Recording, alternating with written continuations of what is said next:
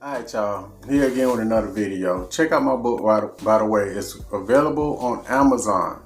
Go to Amazon, click on the link, go to Warren McFadden Books, all of that stuff will pop up. So alright, let's get into this video.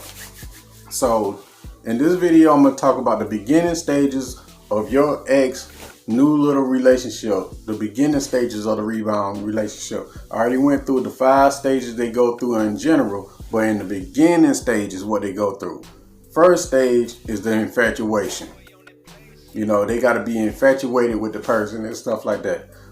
A lot of time when you are in a relationship with your ex or whoever they might be, some off-brand ass person, whoever they, the person, I'm gonna try not to curse, y'all. I'm gonna try. I can't promise you that I won't curse, but shit, we grown. But anyway, they check out the relationship. When you're in a relationship with these people, whoever they may be, they check out mentally first. Then they try to find your replacement. I guarantee you, it's somebody close by. It's always a co-worker, somebody, a classmate, somebody close by that you familiar with. Or if they're not familiar with that person, I guarantee you they're gonna resemble you in some kind of way. In some kind of way, you know, y'all might walk the same or some shit like that. So anyway, the infatuation stage. You know, they convince themselves that they're in love with the person. That, oh, this person is better than their previous person, which is you. You know, sometimes they can't find nobody equal to you.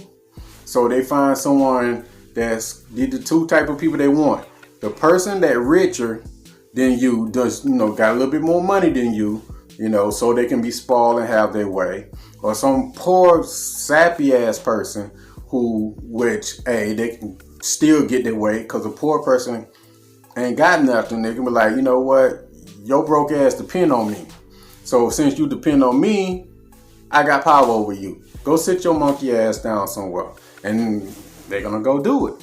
And the rich person like, you know what, I don't want to lose you, so let me spoil you. Let me buy the things that you want that you want.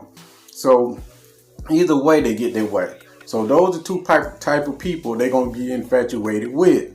So that's the first stage, infatuation.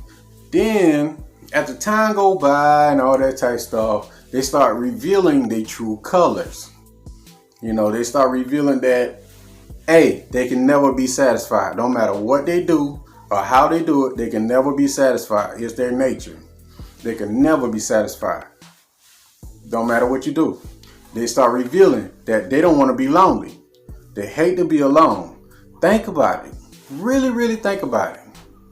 How long can your ex go without sex? How long can they go with just being by themselves? Think about it. How long can they go? Have you ever seen them by themselves? Have you ever not noticed them to be all up in some off-brand ass person face looking for sex? Because remember, all they have to offer, sex, time, and their kids. Let me say that again for the people in the back. Sex, time, and their kids. That's all they have to offer. Most people are like, well, that go for women. No, that go for whoever. Study people, watch people. You know, just watch them. And you will see. The best way, if you want to know what they're going to do next, study their past. Study their past behavior, their past movement. Look at the people they had a previous relationship with. And all of that will tell you what they like and what they're going to do next. Let me say it again for the slow people in the back. If you want to know what their next move is, study their past behavior. Study the people that they hang out with. Listen, you know, pay attention to even the movies and music they like. That tell you what kind of personality you have. You have to study people. So anyway, the next stage is this. The off and on relationship thing. You know, remember, they're going to start showing their true colors. Then, you know, if you're dealing with a narc or anything like that, one of them narcissistic, sociopath ass people, they can't be satisfied and happy. Because why? They get bored very quickly. They need chaos, drama, destruction, all of that things to keep the relationship going. They don't like a happy situation. You know, most people, like, they always talking about relationship and all that stuff. Narcs, they need a relationship. They need to be in some kind of social activity. You can't, if they not in a social activity and stuff like that, how can they manipulate anyone? They need to be social, right?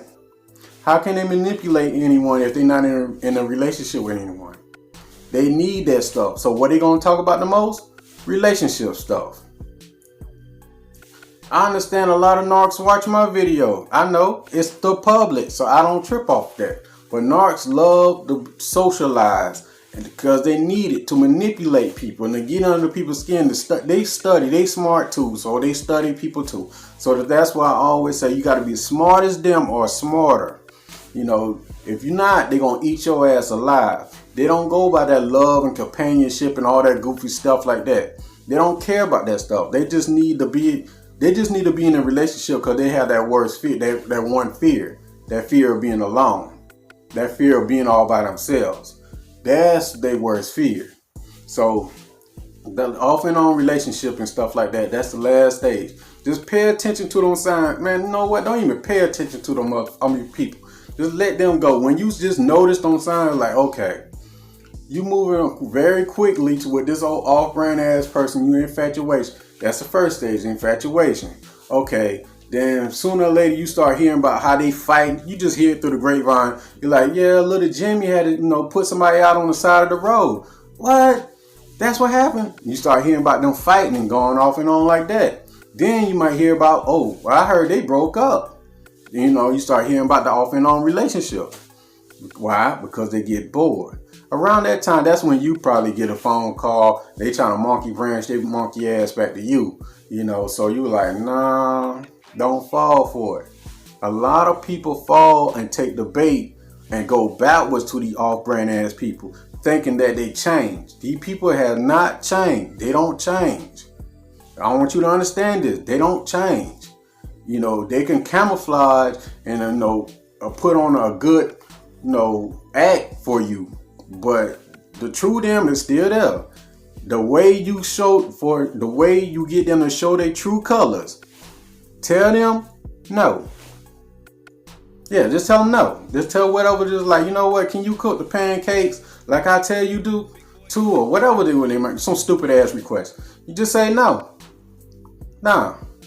Watch they show you their true colors. They're going to show you their true colors. You think they changed. Tell them no. Tell them no. Tell whatever them demonic people is, tell them no. Just remember, you can't save them. They can't be saved. Pay attention to these signs and you should be okay. Now, I went over these things in this book right here, and in my next book I got coming out after this one. So I want you to stay prayed up. Watch out for one another. If you need to get in contact with me, you can shoot me an email. It's right here at the bottom of the screen. At the bottom of the screen. Or you can text me on WhatsApp. The number's somewhere on the page up here. Somewhere up here. But I don't know which side it's on. But you can also check out my books. Go to Amazon. Type in Warren McFadden books. They'll all pop up. So what I want you to do, carry yourself like you're the prize.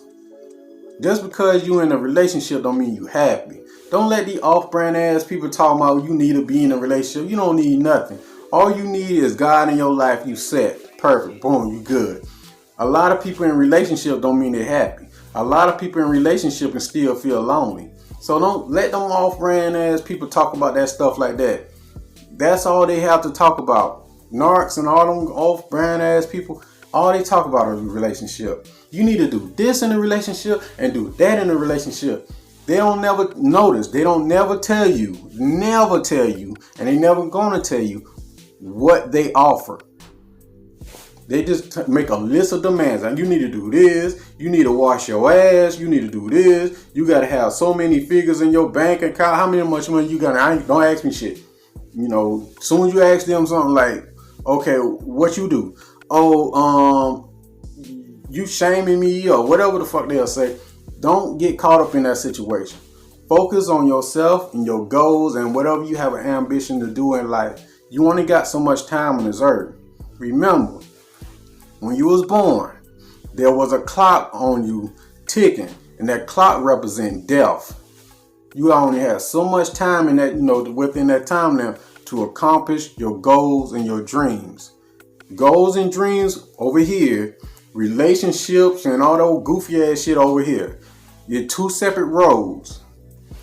I advise you to take the goals, purpose, legacy. Take that route, because that's how you live forever, helping someone. That route, relationships and all that stuff, it don't lead nowhere. It don't go nowhere.